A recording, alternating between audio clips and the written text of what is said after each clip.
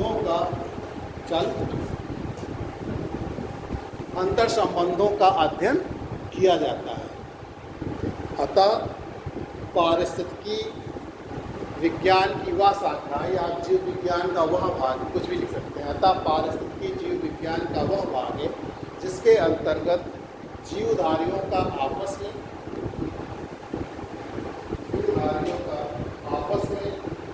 व उनके भौतिक पर्यावरण से अंतर संबंधों का अध्ययन किया जाता है। या इसी के दूसरे रूप में हमने आपको बताया था कि पारिस्थितिकी विज्ञान की वह शाखा है जिसमें जैविक और जैविक अजैविक के मध्य अंतर संबंधों का अध्ययन किया जाता है। Ecology is the branch of the science in which we study the interaction between the biotic and abiotic. जैविक अजैविक के मध्य अंतर संबंधों का अध्ययन ही पारिस्थितिकी है। ठीक, अब इसको आपको फिर से बता रहे हैं। अब आप देखिए,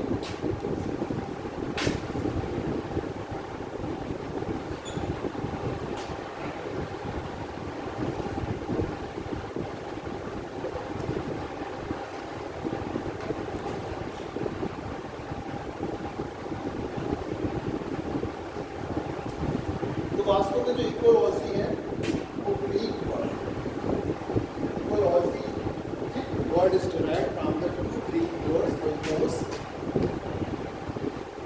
and logos। oikos मनोय निवास स्थान से, हैबिटेट से होता है,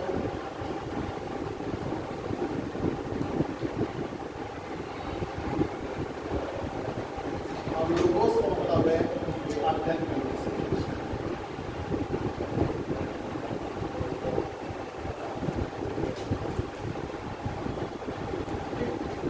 तरीके से जो पारिस्थितिकी है उसका जो शाब्दिक अर्थ है, लिटरल मीनिंग जो है वो है क्या, निवास स्थान का अध्ययन करना। वी स्टडी द हैबिटेट, निवास स्थान का अध्ययन करना। अब इस निवास स्थान का अध्ययन किसके संदर्भ में करेंगे, जीवों के संदर्भ में करेंगे।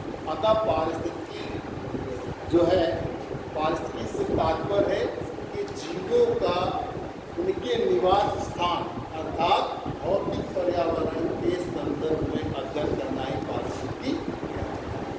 इस शब्द का जो प्रयोग किया था सबसे पहले 369 अर्नेस्ट है।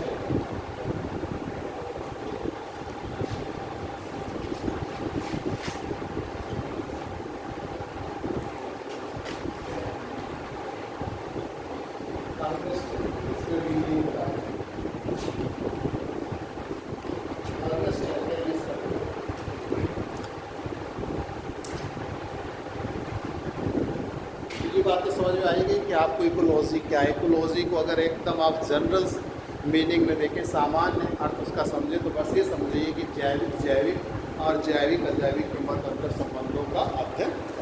जैविक जो भी जैविक चीज़ें हैं, ठीक, किसी से भी आपका जो रिलेशन है, जैसा हमने बताया कि आप आपस में बातचीत करते हैं, आपस में, ठीक है, किसी जीव जंतु के प्रति आप कैसा व्यवहार करते हैं, उससे कैसा आपका इंटरेक्शन है, तो ये सारे जैविक हो गए। और जैविक अजैविक यानी कि जो भी चीज़ें आप यूज़ कर रहे हैं, जल का उपयोग कर रहे हैं, वायु के साथ आपका इंटरेक्शन है, सूर्य के प्रकाश के साथ, आर्द्रता के साथ, मिट्टी के साथ, ये सब क्या है, अजैविक चीज़ें, सेलों के साथ, ये सब चीज़ों के साथ जो हमारा इंटरेक्शन है, अंतर क्रियाएँ हैं, वो क्या है, वो उन्हीं का अध्ययन हम पारिस्थितिकी में करते हैं। अब आप देखिए कि पारिस्थितिकी को कुछ लोगों ने परिभाषित किया है, तो क्या पहला आप देखिए वार्मिक,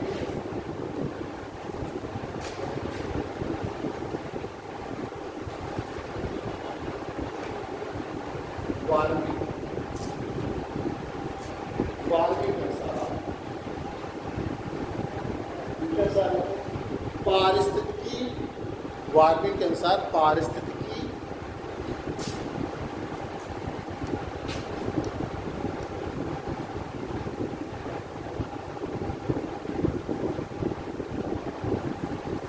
के अनुसार पारिस्थितिकी पर्यावरण के संदर्भ में चीजों के अध्ययन का विज्ञान है। पारिस्थितिकी पर्यावरण के संदर्भ में चीजों के अध्ययन का विज्ञान है। Ecology is the science of study.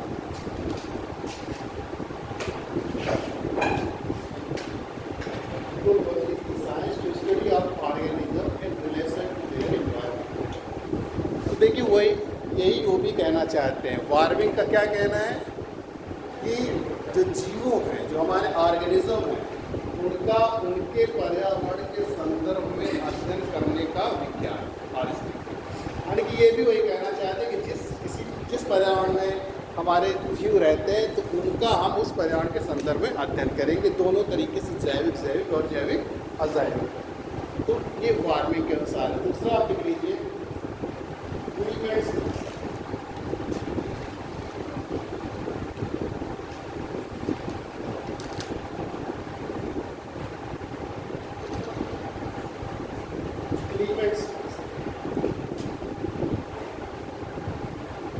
पारिस्थितिकी जैव समुदाय का विज्ञान है। पारिस्थितिकी जैव समुदाय का विज्ञान है। Ecology is the science of biocommunity. पारिस्थितिकी जैव समुदाय का विज्ञान, यानी कि जो हमारी बायोटिक कम्युनिटी है उसी का अध्ययन करना ही हमारा क्या है, पारिस्थितिकी। तो बायोटिक कम्युनिटी, तो बायोटिक कम्युनिटी का जब हम अध्ययन करेंगे तो किसके संदर्भ में करेंगे, पर्यावरण के संदर्भ में करेंगे। तो कहने का तात्पर्य वही है, केवल इनकी जो है अलग अलग तरीके से उसको उन्होंने अगला ओडम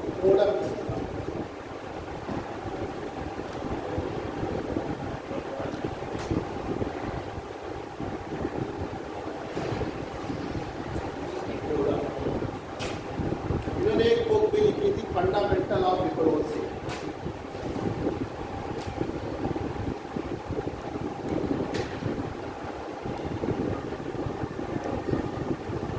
और उसी बुक में पारिस्थितिकी को इन्होंने डिफाइन किया। तो ईपी ओडम ने अपनी पुस्तक फंडामेंटल ऑफ इकोलॉजी, आता है एग्जाम में पूछा जाता है कि फंडामेंटल ऑफ इकोलॉजी को किसने लिखी, इसलिए आपको बता रहे हैं और किसी की नहीं बताया, तो इसके लिए बता रहे हैं fundamental of ecology. EP Odum ने अपनी पुस्तक फंडामेंटल ऑफ इकोलॉजी में पारिस्थितिकी तंत्र को निम्न तरीके से परिभाषित किया। पारिस्थितिकी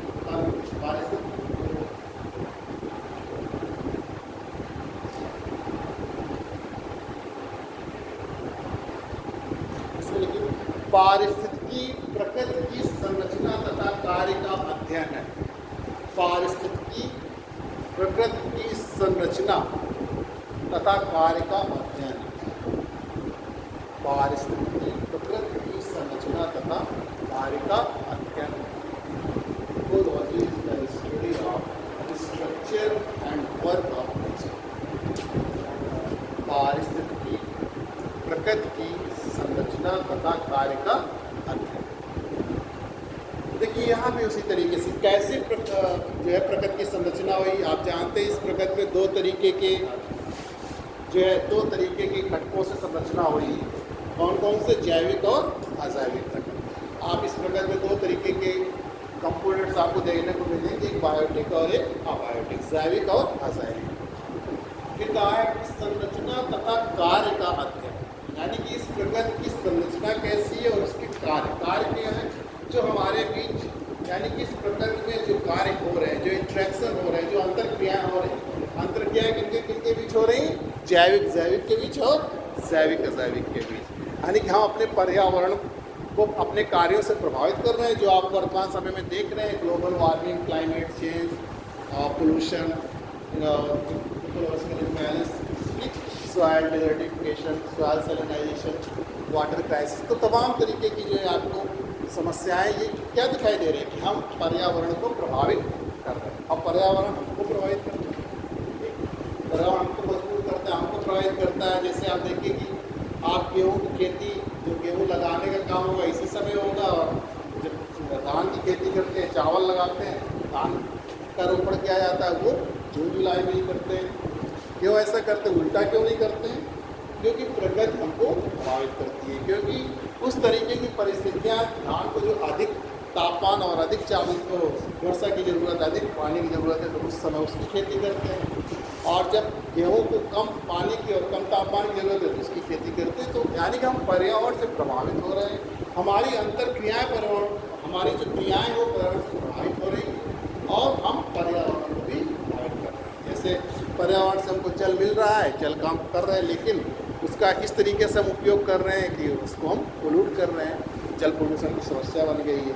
तो इस तरीके से हमारे कहने का अभी यहाँ पर सिर्फ ये तात्पर्य है कि जो भी पर्यावरण में चीज़ें पाई जाती हैं, पर्यावरण से मतलब यहाँ प्रकृति से है, प्रकृति में जो भी चीज़ें, जैसी भी उसकी संरचना है, बायोटिक अबायोटिक, उसका भी हम अध्ययन कर रहे हैं, जैविक, और इसमें क्या अंतर क्या हो रहे हैं, यानी कि उसमें क्या कार्य हो रहा है। इसीलिए उन्होंने कहा कि ecology is the study of the structure and work of the nature, यानी कि प्रकृति की संरचना तथा कार्य का अध्ययन ही पारिस्थितिकी कहलाता है।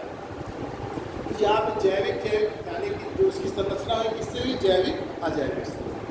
और उसके कार्य क्या है जो हम कर रहे हैं, यानी कि जैविक के बीच में जो क्रियाएं हो रही वो प्रकृति के कार्य हैं, और जो जैविक अजैविक के बीच में हो रहे हैं। प्रकृति भी बहुत सारे कार्यों को हमारे प्रभावित करती है और हमारे कार्यों से प्रभावित भी हो जाती है। तो इस तरीके से जो भी अंतर क्रियाएँ हो रही है उसी का हम अध्ययन। ये कुछ डेफिनेशन थी, बहुत सारे डेफिनेशन है, लेकिन जो इम्पोर्टेंट है वो हमने आपको बताया। फिर लेकिन आगे चलकर फ्रेजर डार्लिंग ने इसको विस्तार किया थोड़ा से, जो इकोलॉजी थी यानी कि पारिस्थितिकी में इसके विषय क्षेत्र को विस्तार रूप दिया। ठीक, तो उसको आप लिख लीजिए आगे। फ्रेजर डार्लिंग नाम है साइंटिस्ट का। फ्रेजर डार्लिंग, फ्रेजर डार्लिंग उतने इम्पॉर्टेंट नहीं है, लेकिन उन्होंने बताया उसके बाद जो पारिस्थितिकी दो शाखाएँ हो गई, एक स्वपारिस्थितिकी, ठीक, एक सामुदायिक परिस्थिति, वो एग्जाम में आता है। तो वो किस तरीके से मतलब कि वो उनके प्रकार कैसे हो गए, यानी पारिस्थितिक प्रकार कैसे हो, वो हम आपको बताएं। तो देखिए फ्रेजर डार्लिंग ने पारिस्थितिकी के विषय क्षेत्र को विस्तृत किया, पारिस्थितिकी के विषय क्षेत्र को विस्तृत किया।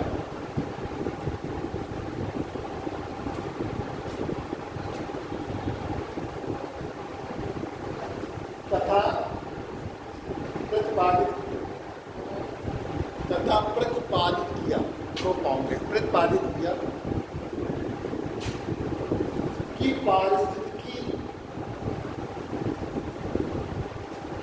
पारिस्थितिकी समस्त पर्यावरण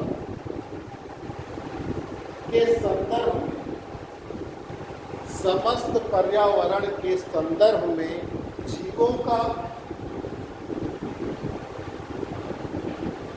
तथा उनके अंतरजातीय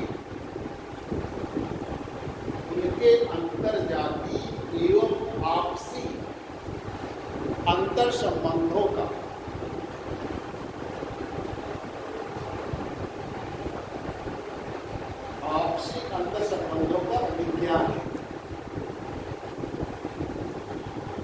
विज्ञान है। अब देखिए इसमें इन्होंने दो चीजें दिया, एक पर्यावरण के संदर्भ में तो अध्ययन करना ही करना है, साथ ही साथ इसमें इन्होंने स्पष्ट उस बात को किया जीवों का अंतर्जाति, यानी कि जो जीव की प्रजाति वो एक दूसरे जीवों की प्रजाति से उसका जो इंटरेक्शन है, जो उसकी अंतर क्रिया है, उसका अध्ययन कर रहे हैं। और दूसरा उन्होंने लिखा आपसी अंतर संबंध, यानी कि जो एक प्रजाति है उसका आपस में क्या अंतर संबंध है। ठीक, तो इस तरीके से आपस में, जैसे कि हमने इसमें बताया कि एक प्रजाति आप ले लें, मान लीजिए आप पुरुष ले लें और स्त्री ले लें, तो पुरुष का आपस में क्या अंतर संबंध है, और पुरुष का दूसरे प्रजाति मान लीजिए स्त्री से क्या अंतर संबंध है। एक प्रजाति का संबंध दूसरी प्रजाति के साथ, और साथ ही एक प्रजाति, जैसे हमने कोई कम्युनिटी ले ली, यहाँ तो प्रजाति सब लिख दिया, वास्तव में कम्युनिटी भी शब्द आप यूज कर सकते हैं। जैसे हमने रूरल सोसाइटी ले ली, रूरल कम्युनिटी ले ली, ग्रामीण समुदाय ले लिया।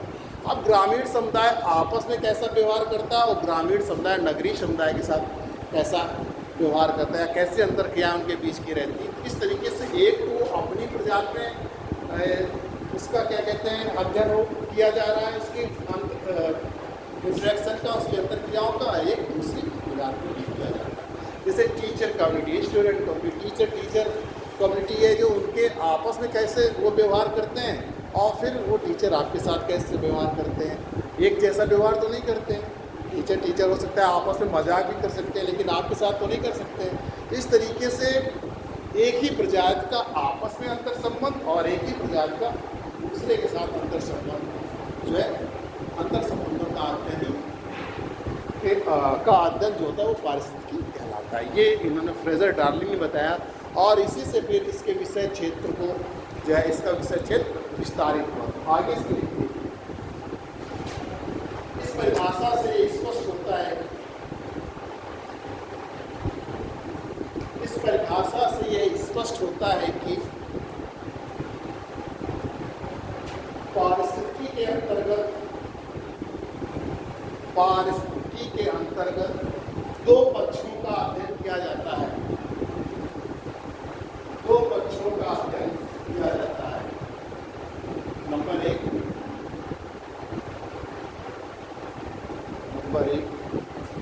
दो पक्षों का अध्ययन किया जाता है। नंबर एक, किसी खास क्षेत्र के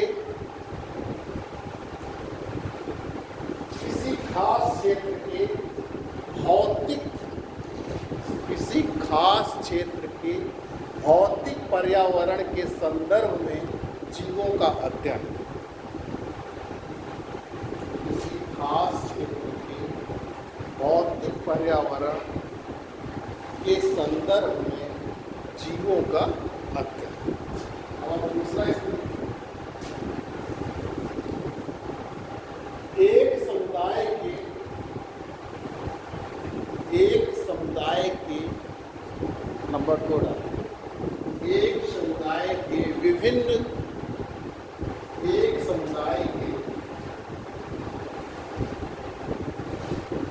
जीवों के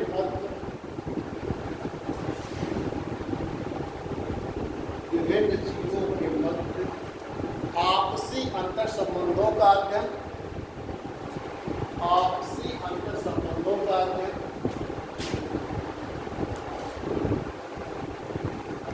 तथा विभिन्न समुदाय के मध्य विभिन्न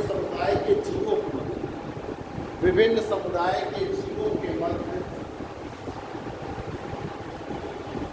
अंतर संबंधों का, आपसी अंतर संबंधों का।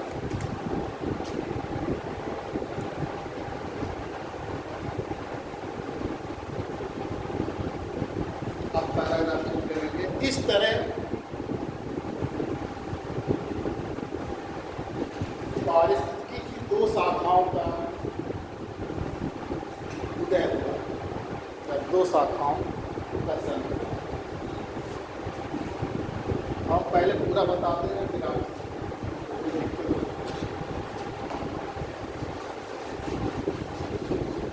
पहले एडिटर परिस्थिति दोनों आती एग्जाम में पूछे जाते हैं, एक बार पूछा नहीं है।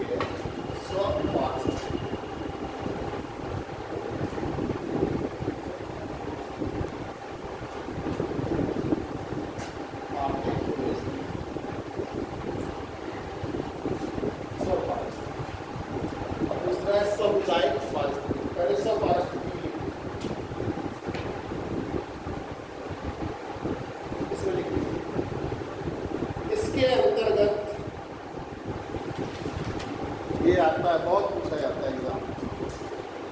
वैसे तो आपको एक लाइन पढ़ना है, एक लाइन याद करना है, हम आपको इसीलिए लिखा देते हैं।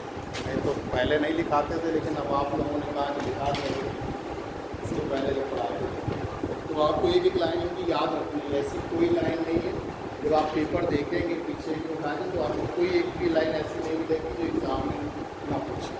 तो सकते आपको 8 साल पीछे के पेपर देखने होंगे आगे से, या किसी भी चीज़ के आप देखेंगे सारे प्रश्नों का आंसर मिलेगा। लेकिन आप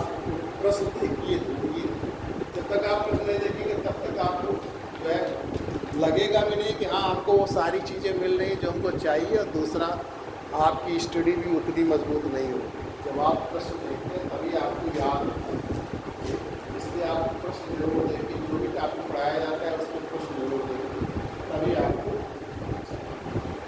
इसके अंतर्गत किसी निश्चित पारिस्थितिकी क्षेत्र में, जिसके अंतर्गत किसी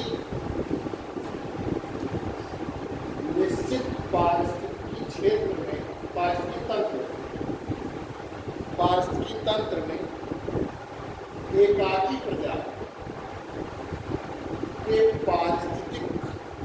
एकाकी प्रजाति के पारिस्थितिक संबंधों का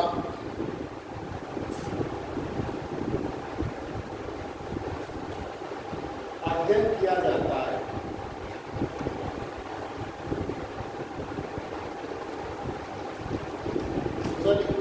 समुदाय पारिस्थितिकी,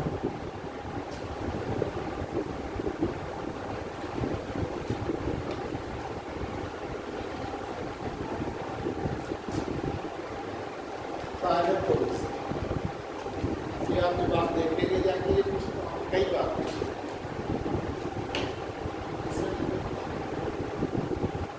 इसके अंतर्गत किसी खास पारिस्थितिकी तंत्र,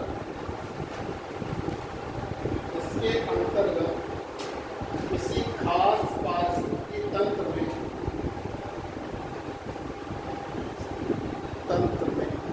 वनस्पति समुदायों का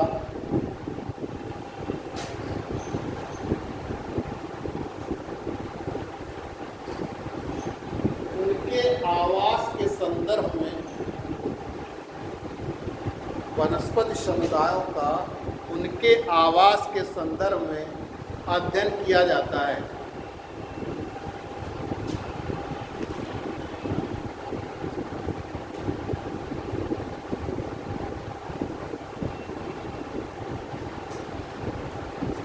ये दोनों इम्पॉर्टेंट है, दोनों पढ़ने हैं आपको।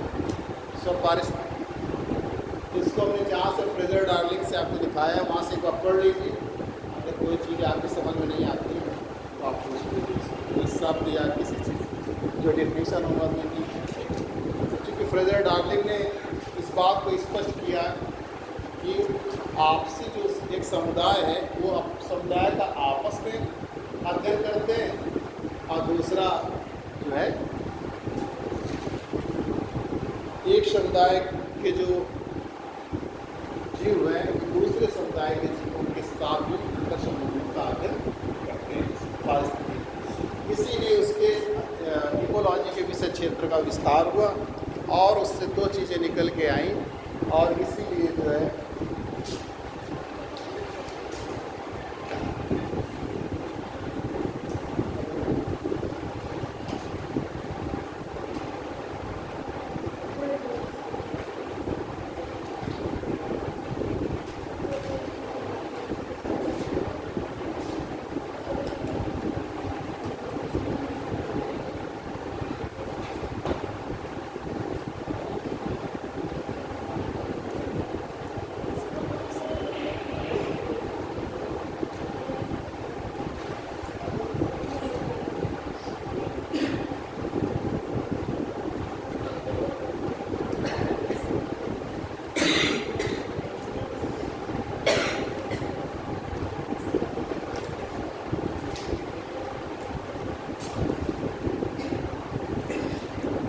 तो उन्होंने बताया कि उन्हीं की मतलब फ्रेजर डार्लिंग ने सबसे पहले इस चीज़ को एकदम से अलग किया कि जो हमारी कम्युनिटी के जैविक समुदाय है वो या तो आपस में भी उनके अंदर संबंधों का अध्ययन होता है, और दूसरा वो दूसरे समुदाय के जीवों के साथ में अंतर संबंधों का अध्ययन करते हैं। तो उसी के आधार पर जो है दो पारिस्थितिकी के जो है सब टाइप्स हो गए, स्व पारिस्थितिकी आर्टियोलॉजी और समुदाय पारिस्थितिकी साइनोलॉजी। स्व पारिस्थितिकी में हमने बताया कि जो जैविक समुदाय है उनका आपस में जो प्रजाति है उनका आपसी अंतर संबंध का अध्ययन किया जाता है। एग्जाम में बहुत बार पूछेंगे, आप पिछले पेपर उठा के देखेंगे अगर 2005, 6 से 7 तो उधर आपको ये बहुत मिलेगा, पीसीएस में भी और आईएएस में भी।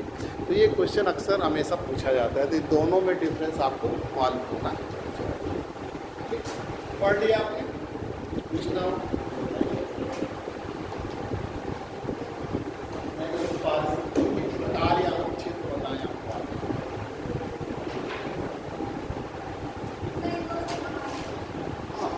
दूसरे में होता है स्वपारिस्थितिकी, यानी कि कोई कम्युनिटी है जैविक समुदाय में स्व शब्द की तो आर्टिफिशियल, यानी कि स्व आपस में ही उनका अंतर संबंध करना, कोई प्रजाति है तो स्व यानी स्व अंतर संबंध होता है, मतलब जो प्रजाति है तो उनको उस प्रजाति में ही रहना, किसी दूसरी प्रजाति में नहीं जाना है।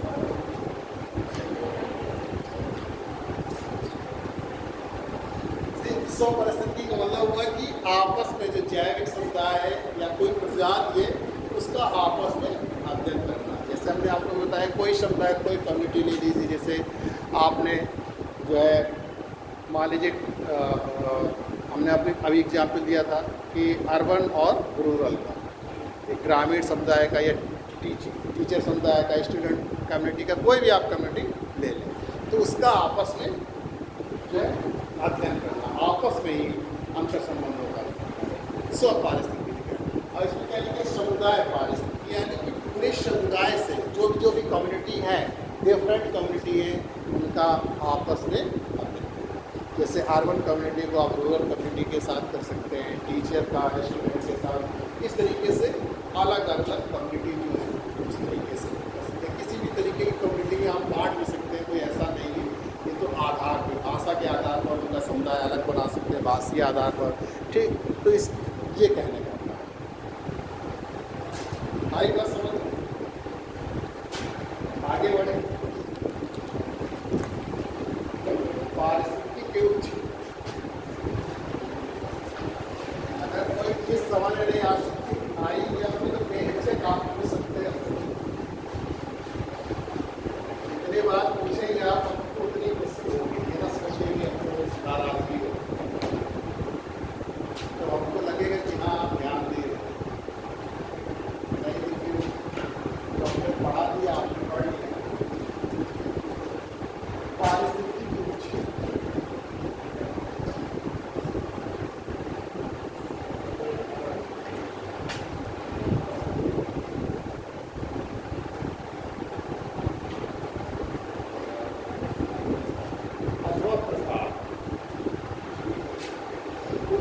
सब डिवीजन और टाइप्स ऑफ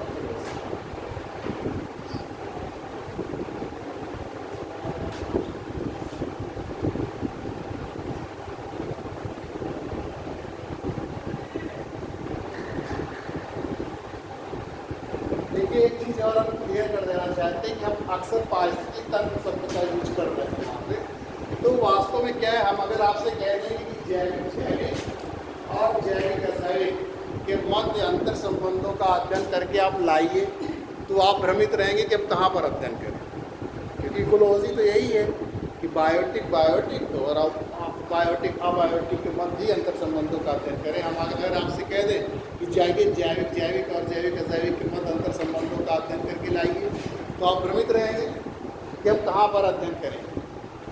लेकिन उसी को एक हम निश्चित प्लेस बता दें, कह दें कि इस तालाब में जैविक अजैविक के मध्य करके कह दें कि इस कॉलेज में जितने भी जैविक उनका अध्ययन कीजिए, यहाँ की इकोलॉजी का अध्ययन कीजिए आप, कोई भी, तब तो आपकी एक निश्चित सीमा होगी, अब आप आसानी से काम कर लेंगे।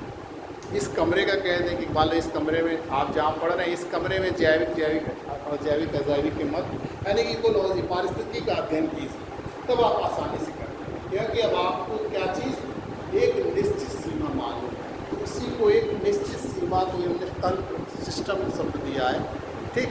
एक तंत्र है पारिस्थितिकी तंत्र की आवश्यकता तभी पड़ी क्योंकि हमको पारिस्थितिकी का अध्ययन करना है। पारिस्थितिकी तंत्र आप छोटा से लेकर बड़ा हो सकता है, पूरा ब्रह्मांड भी हमारा एक पारिस्थितिकी तंत्र है, ठीक। पूरा जयमंडल भी हमारा एक पारिस्थितिकी तंत्र है, पूरा महासागर भी एक पारिस्थितिकी तंत्र है, और पेड़ का एक छोटा सा तना भी हमारा पारिस्थितिकी तंत्र है। तो इसका विस्तार बहुत आगे, चूँकि हमारा एक जो टॉपिक पारिस्थितिकी तंत्र ही है, तो इसलिए हमने उसके डिटेल नहीं अभी बता रहे हैं। तो पारिस्थितिकी तंत्र सब इसलिए बार बार हम यूज़ कर रहे हैं कि जो भी हम इकोलॉजी का अध्ययन करते हैं वो एक निश्चित सीमा के अंदर ही करते हैं। तो पारिस्थितिकी तंत्र आगे आप पढ़ेंगे भी कि ये क्या है, क्षेत्रीय भूतल में पाई जाने वाली एक क्षेत्रीय कार्यशील इकाई, ज्योग्राफिकल फंडामेंटल फंक्शनल यूनिट, एक भौगोलिक कार्यशील क्षेत्रीय इकाई। भौगोलिक क्योंकि उसका भौगोलिक क्षेत्र होता है, कार्यशील क्योंकि हम इसमें इंट्रैक्शन अंतर संबंधों का अध्ययन करते हैं, और इकाई है क्योंकि ये हमें आधारभूत इकाई है, फंडामेंटल यूनिट, यानी कि ये हमें इकोलॉजी पारिस्थितिकी के अध्ययन करने का आधार बनाता है। ठीक, और आगे ये जब इकोलॉजी खत्म होगा तो इको सिस्टम ही होता है, इसलिए हम उसके बारे में डिटेल में नहीं बता रहे, उसको लिखाएंगे। तो आप इसको देखिए, पारिस्थितिकी के क्षेत्र का प्रकार। आप ये जो है देखिए, जैसे जैसे कई आधार पर इसको बांटा गया है, तो जैसे टैक्सोनॉमी के आधार पर इसको बांटते हैं, तो आप वर्गीकरण विषय सजातीयता क्या है, ये बहुत इम्पॉर्टेंट नहीं है आपके लिए, लेकिन फिर भी बता सकते हैं, आप हर चीज़ से परिचित रहिए। वर्गीकरण विषय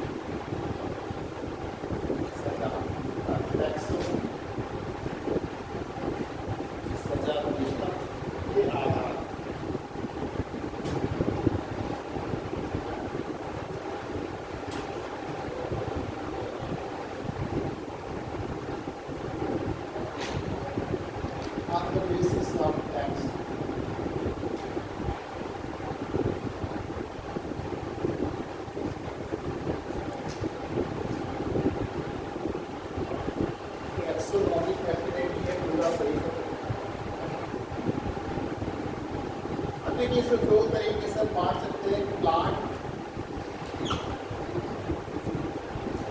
कम्युनिटी और एक एनिमल, जिसे हम पादप पारिस्थितिकी कहते हैं और इसको प्राणी पारिस्थितिकी।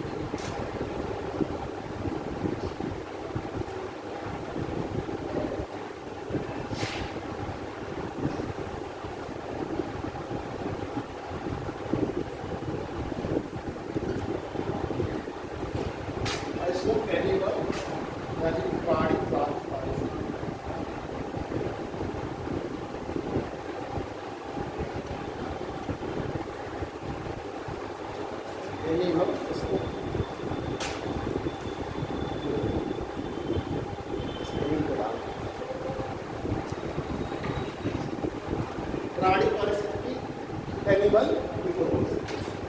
अब जैसे पादप पारिस्थितिकी बहुत सारे हो जाते हैं, इसी के नीचे लिख लीजिए।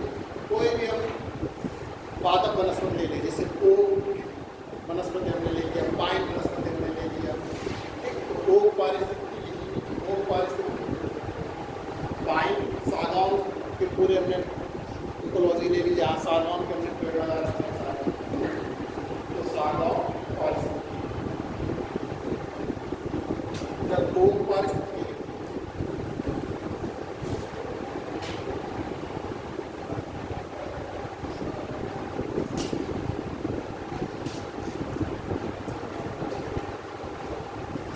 वृक्ष है,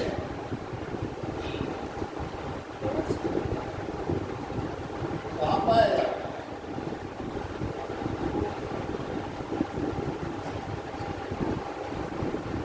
सारे वृक्ष हमने आपको पढ़ाए प्राकृतिक वनस्पति में, और सबको बताया कि कौन कहाँ से वृक्ष पाया जाता है।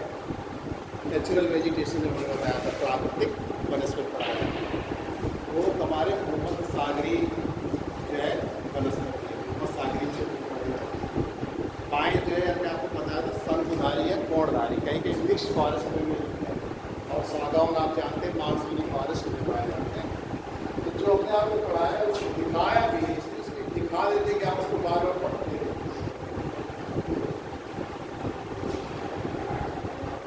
इसीलिए दिखाते हैं कि आपको बार बार लाइन पढ़िए। पाइन में आपको होता है ना शंकुधारी में कोणधारी बन पाए जाते हैं, उस सप्ताह पाइन वृक्ष है, शंकुधारी वनस्पति है, शंकुधारी वनस्पति, तो इस तरीके की वृक्ष पाए जाते हैं। हमने कह दिया कि मानसूनी वनस्पति, मानसूनी वनस्पति आपके यहाँ जो पाए जाते हैं, आम, महुआ,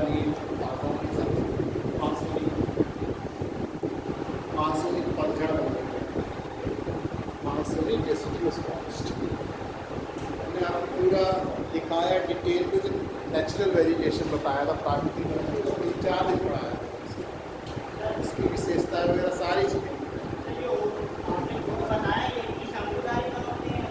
हाँ, संकरारिक मतलब ये पाइन वनस्पति जो होती है मुख्य रूप से संकरारिक वनस्पति, हमने बताया जो मिश्रित वन होते हैं तो उसमें भी कभी नहीं पाया जाता, लेकिन उस संकधारी जो मिश्रित वन होते हैं उसमें कुछ हिस्सा संकधारी वनों का रहता है और कुछ हिस्सा हमारी जो टेम्परेट वनस्पति पाई जाती है, उपकोष वनस्पति पाई जाती है, इनका हिस्सा रहता है, इसलिए उसको मिश्रित वन कहा जाता है, मिक्स पाया जाता है। तो नीचे रहेंगे तो हमको पतझड़ वाले वन मिलते हैं,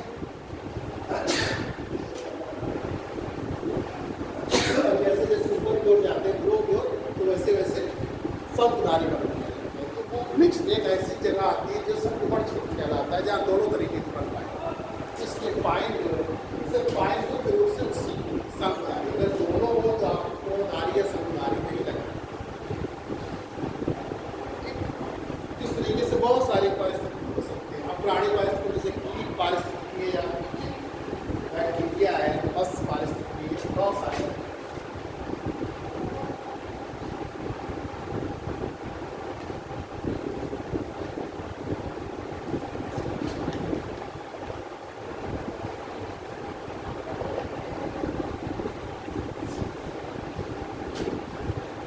ये तो थी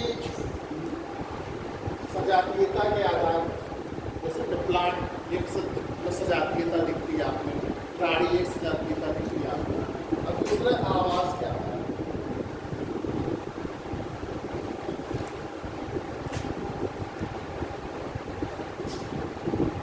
on the basis of the habit।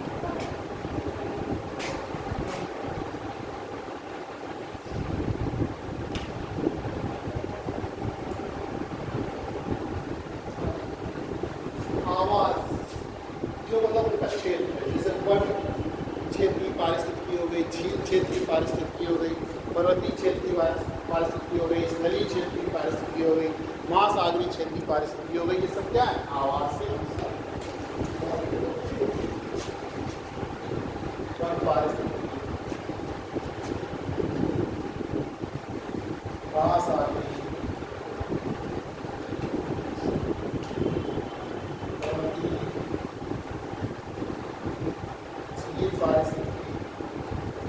इस तरीके से डिफरेंट जो आवास है उनके आधार पर आप बहुत सारे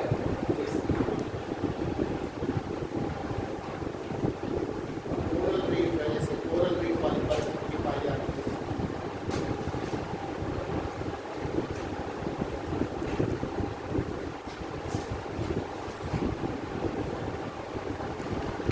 आगे आपको बेसिस से आप तक करने के लिए जो आपने अभी पढ़ा, एक जो है आपकी ऑटो इकोलॉजी और एक जैविक संगठन के आधार पर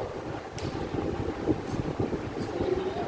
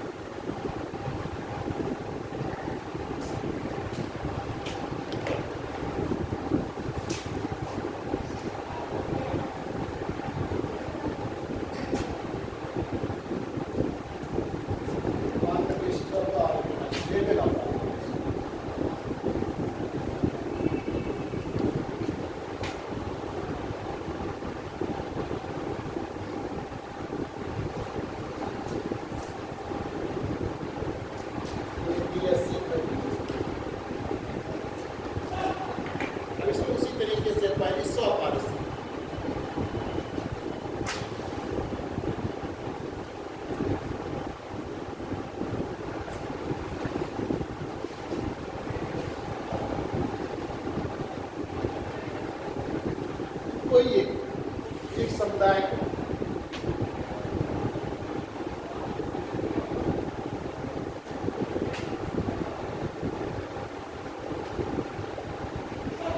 स्वपरिस्थिति या किसी को भी समुदाय में से जनसंख्या पारिस्थितिकी या पॉपुलेशन आप पूरी दे लें, जनसंख्या हो गई, समुदाय पारिस्थितिकी अपने आप में भी एक पारिस्थितिकी है।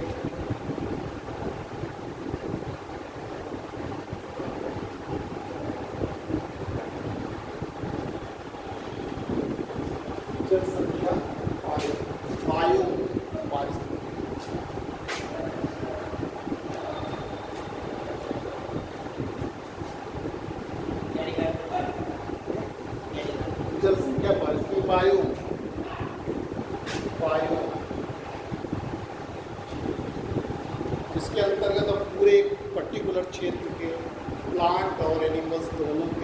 कंबाइंड हो तो दोनों के एक साथ देखते हैं, दोनों के समुच्चय को हम बायोम कहते हैं।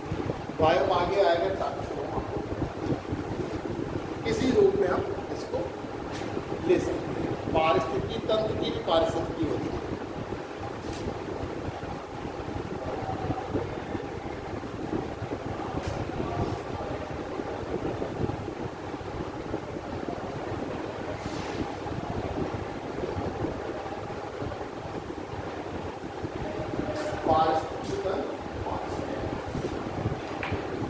कोई हमने पारिस्थितिक तंत्र ले लिया, कोई कम्युनिटी का, जैसे हमने कहा तालाब तालाब और तालाब की पारिस्थितिकी का अध्ययन करेंगे। वो तालाब क्या है? इकोसिस्टम।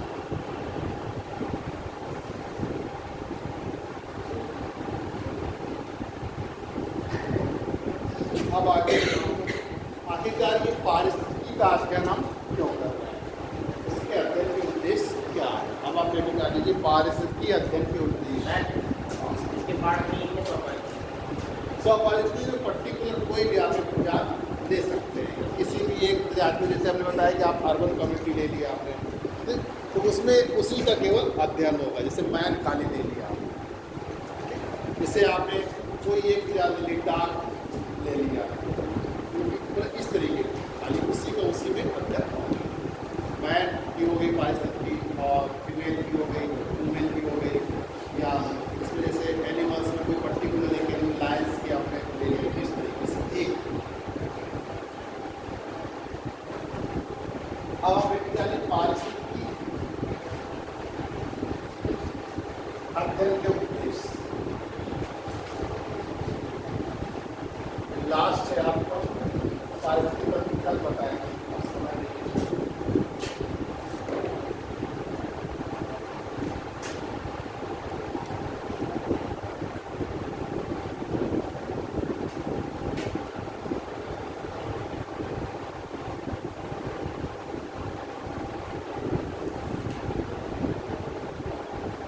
आप जो जियो स्टडी ऑफ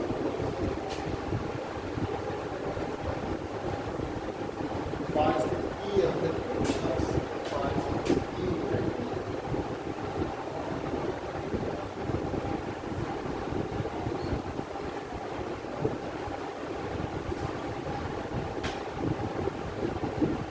वो तो हमने आपको बता दिया कि क्या है इकोलॉजी, लेकिन वास्तव में जैसे जैसे हमारा युग जो है, यानी कि हमारा विश्व जो है प्रगति कर रहा है, वैज्ञानिक प्रगति और औद्योगिक प्रगति कर रहा है, वैसे वैसे बहुत सारी समस्याएं भी उत्पन्न हो रही हैं। तो आप इधर हमारी चीज़ को इकोलॉजी से यानी कि इन्वायरमेंट से जोड़कर देख रहे हैं। जो चीज़ का भी अध्ययन कर रहे हैं उसको इन्वायरमेंट के पर्पज में कर रहे हैं। हमारा इन्वायरमेंटल अप्रोच भी रहता है, किसी चीज़ का भी हम अध्ययन करते हैं। तो चूँकि अब जो इस तरीके की इन्वायरमेंट जो है, इन्वायरमेंट में इतना परिवर्तन हो रहा है कि हम कोई भी कार्य कर रहे हैं, कोई भी एक्टिविटीज़ कर रहे हैं, तो उसको हम इसके अप्रोच में देखते हैं, पर्यावरण के अप्रोच में देखते हैं, इकोलॉजिकल अप्रोच में देखते हैं, पारिस्थितिकी उपागम के आधार पर देखते हैं कि आखिरकार जो हम कार्य करने जा रहे हैं उससे हमारी पारिस्थितिकी को क्या नुकसान है, क्या फ़ायदा है, ये सारी चीज़ें हम करते हैं। इसीलिए जो है बाद में पर्यावरण के अध्ययन का महत्व बहुत ज़्यादा बढ़ा। सन 1990 के बाद तो बहुत तेज़ी से पर्यावरण के अध्ययन की जो है बात आई। इसीलिए एक अलग पर्यावरणीय भूगोल का जो एक शाखा का भी जन्म हुआ, इन्वायरमेंटल ज्योग्राफी का भी जन्म हुआ बाद में, क्योंकि अब हर चीज़ को हम पर्यावरण के संदर्भ में देखते हैं। कोई भी चीज़ है, आप कोई भी काम कर रहे हैं तो आप देखते हैं कि कहीं हमारे पर्यावरण को नुकसान नहीं। वैसे भी पर्यावरण बहुत एक व्यापक शब्द, हर चीज़ इसके अंतर्गत आ रही है, हर चीज़ आ रही है। आप कोई भी काम कर रहे हैं तो पर्यावरण से अछूते नहीं हैं। तो आप इसे देखिए कि पर्यावरण के अध्ययन के उद्देश्य क्या हो सकते हैं। तो पहले क्या उद्देश्य है कि वास्तव में जो पर्यावरण में परिवर्तन हो रहा है उनका हम पर्यवेक्षण करें, ऑब्जर्वेशन करें, पर्यवेक्षण करें कि कैसे इनमें परिवर्तन हो रहा है और कैसे हम इसके निवारण के लिए हम क्या क्या उपाय कर सकते हैं। जैसे आपने क्लाइमेट चेंज पढ़ा अभी, क्लाइमेट चेंज के बारे में आप जो है अध्ययन करें क्लाइमेट चेंज क्यों हो रहा है और इसको कैसे कम किया जाए। ग्लोबल वार्मिंग हमने आपको बताया, तापमान बढ़ रहा है, तापमान बढ़ने के पीछे क्या कारण है और कैसे इसको हम कम करें। इस तरीके से विभिन्न प्रकार की जो पर्यावरण में परिवर्तन हो रहा है उसका अध्ययन करना, उसका पहले तो पहला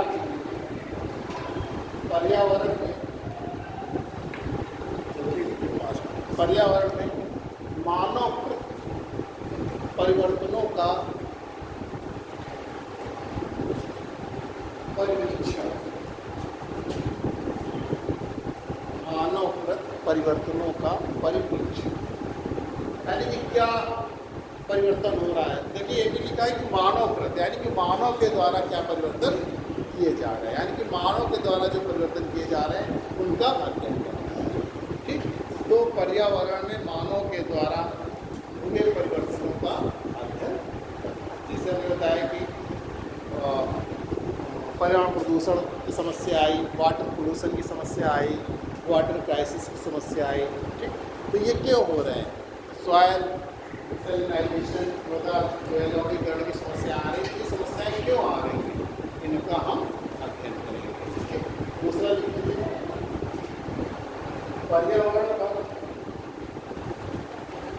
पर्यावरण पर आर्थिक क्रियाकलापों के परिणामों, आर्थिक क्रियाकलापों के परिणामों का वैज्ञानिक एवं भौगोलिक पूर्वानुमान,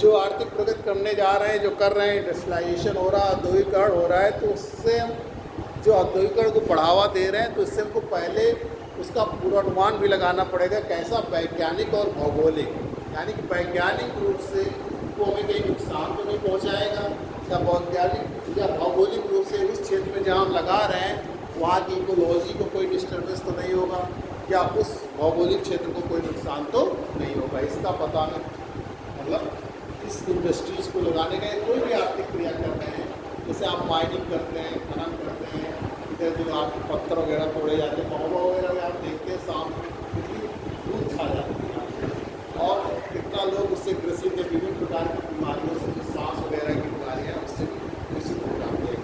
तो आगेकार जो ये हम आर्थिक क्रियाएँ कर रहे हैं, इकोनॉमिक एक्टिविटीज़ कर रहे हैं, तो उनसे हमारे पर्यावरण को क्या नुकसान होगा। ठीक, हमको क्या नुकसान होगा, उस भौगोलिक क्षेत्र को क्या नुकसान होगा, क्योंकि वो जो भौगोलिक क्षेत्र है, जो उसकी इकोलॉजी है, जो उसकी पारिस्थितिकी है, उसको भी तो नुकसान होगा। बहुत सारे जीव जंतु उसमें रह रहे हैं, उनको कैसे नुकसान पहुँच रहा है। इन सब चीज़ों को हम पहले से क्या करेंगे, पूर्वानुमान लगाएंगे। तीसरा लिखिए प्राकृतिक आपदाओं की रोकथाम, प्राकृतिक विपदाओं की रोकथाम। नेचुरल डिजास्टर, प्राकृतिक जो आपदाएं, प्राकृतिक आपदाओं की रोकथाम के लिए प्रयास। वास्तव में प्राकृतिक आपदा के प्रभाव को न्यूनीकरण कर सकते हैं, जो उनका प्रभाव होता है उसका न्यूनीकरण कर सकते हैं। जैसे हमने पहले से जान लिया कि चक्रवात आने वाला है, साइक्लोन आने वाला है, तो हमने कहा कि जो समुद्र तटीय क्षेत्र में जहाँ पर आना है, तो वहाँ के लोगों को विस्थापित कर दिया जाता है, तो उसके प्रभाव क्या कर सकते हैं। यही हमारा डिजास्टर मैनेजमेंट भी, आपदा प्रबंधन भी है कि जो भी आपदाएँ आती हैं उनके खतरों को न्यूनीकरण करना, उनके प्रभाव को कम करना ही आपदा प्रबंधन कहलाता है, डिजास्टर मैनेजमेंट कहलाता है। आगे टॉपिक आएगा तो फिर अगला देखिए मानवकृत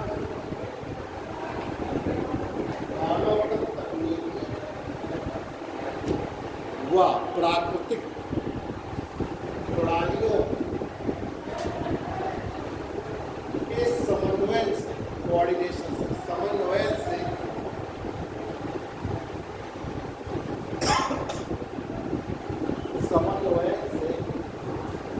पर्यावरण को इष्टतम बनाना, पर्यावरण को इष्टतम बनाना, इष्टतम मतलब अच्छा बनाना। मानव की तकनीकी है उसका उपयोग करें, और जो हमारी प्राकृतिक प्रणाली है, क्योंकि प्रकृति में हर व्यक्ति और हर प्राणी और हर जो भी चीज़ें वो अपने प्रकृति के नियम के अनुसार कार्य करते रहते हैं, तभी हमारी प्रकृति में सामंजस्य बना हुआ है। हर प्राणी अपने अनुसार जो है कार्य कर रहे हैं।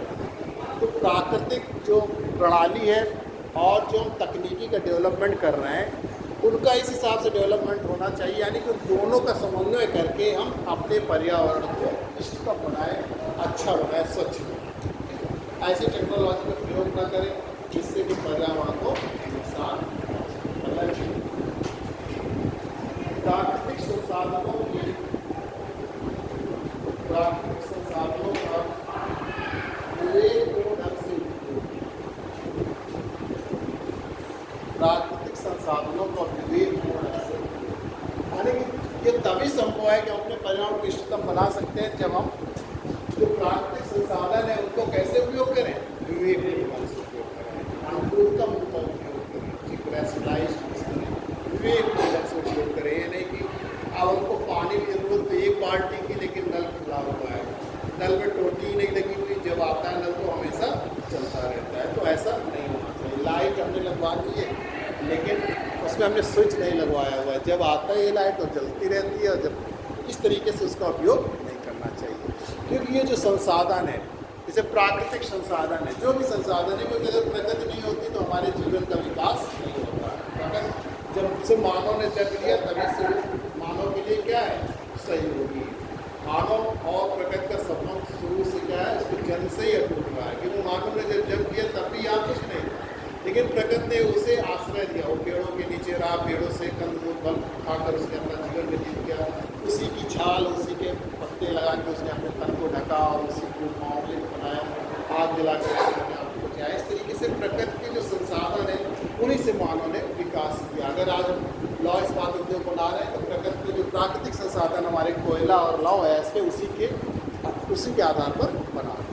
तो प्राकृतिक संसाधनों का विवेकपूर्ण से उपयोग होना चाहिए, ठीक, तभी हमारा पर्यावरण जो है क्या रहेगा, स्वच्छ रहेगा। आगे प्रकृति संरक्षण, प्रकृति संरक्षण यानी कि प्रकृति का हमको संरक्षण करना चाहिए, कंजर्वेशन ऑफ नेचर। प्रकृति जो है उसका संरक्षण करना चाहिए। संरक्षण से तात्पर्य यही है कि इस तरीके से हमको प्रकृति के साथ व्यवहार नहीं करना चाहिए कि उस पर कोई भी चीज़। ठीक, प्रकृति संरक्षण से तभी ये तात्पर्य नहीं कि हम अपने प्राकृतिक संसाधनों का प्रयोग करना बंद करें। प्रकृति संरक्षण से सिर्फ यही तात्पर्य है कि हम अपने जो प्राकृतिक संसाधन पाए जाते हैं उनका विवेकपूर्ण ढंग से उपयोग करें, तभी हम अपने प्रकृति का संरक्षण कर पाएंगे। आगे देखिए सस्टेनेबल डेवलपमेंट, धारणीय विकास। सस्टेनेबल डेवलपमेंट, धारणीय विकास, सस्टेनेबल डेवलपमेंट मतलब हमारे जो अध्ययन का उद्देश्य क्या है कि हमको धारणीय विकास पर जोर देना, सस्टेनेबल डेवलपमेंट पर जोर देना। सस्टेनेबल डेवलपमेंट से तात्पर्य क्या है कि वर्तमान जो पीढ़ी है वो इस समय यानी कि वर्तमान समय में उपलब्ध संसाधनों का प्रयोग इस तरीके से करें कि वे आने वाली पीढ़ी के लिए भी बने। ये ना रहे कि हमको आने वाली पीढ़ी के लिए कुछ नहीं सोचना है, आज ही पानी खत्म हो जाए, हमारा तो काम चल रहा है, जो आएगा हमसे क्या, तो ऐसे सोच नहीं होना चाहिए। सस्टेनेबल डेवलपमेंट यानी कि जो भी आज है जो भी है उस तरीके से उनका प्रयोग करना चाहिए। यानी कि सस्टेनेबल डेवलपमेंट से तात्पर्य ये कि वर्तमान पीढ़ी के द्वारा उपलब्ध संसाधनों का प्रयोग इस तरीके से करना चाहिए, आगे आने वाले समय में आने वाली पीढ़ियों के लिए वो बनेंगे। ये है सस्टेनेबल। अगर आप कुछ पूछना हो